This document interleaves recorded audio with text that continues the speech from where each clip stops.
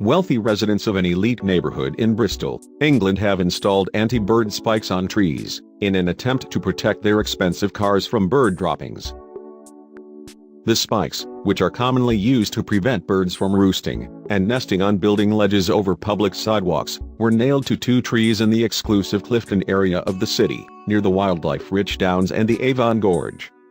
The use of these spikes in trees has outraged locals and environmentalists alike, with one Twitter user calling it a war on wildlife. The affected trees have been described by a local Green Party councillor as uninhabitable to birds. A spokesperson for Bristol City Council, however, said that the trees were on private property, so there was nothing that the local authorities could do to stop them. The spikes had apparently already been in place for several years. A resident, who has chosen to remain anonymous, confirmed to The Guardian that the spikes were meant to protect cars from the birds. The spikes are solely to protect the cars. There is no other reason. There is a big problem with bird droppings around here. They can really make a mess of cars, and for some reason, the birds do seem to congregate around this area. We did try other methods to scare off the birds.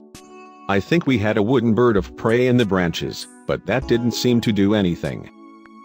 Paula O'Rourke, the Green Park councillor who represents the area, told The Guardian, "I'm aware that the landowner might be legally within their rights to do this to the trees as they seem to be on private land.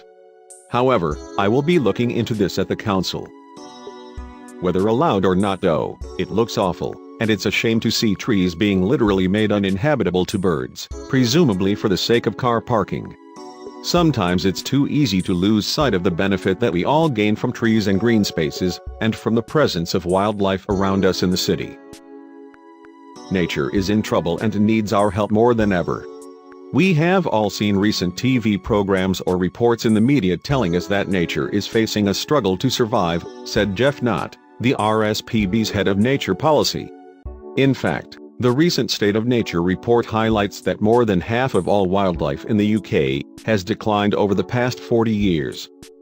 Instead of looking at ways we can force nature into an ever smaller space, we should look at how we can live alongside wildlife and help give it a home in our villages, towns, and cities.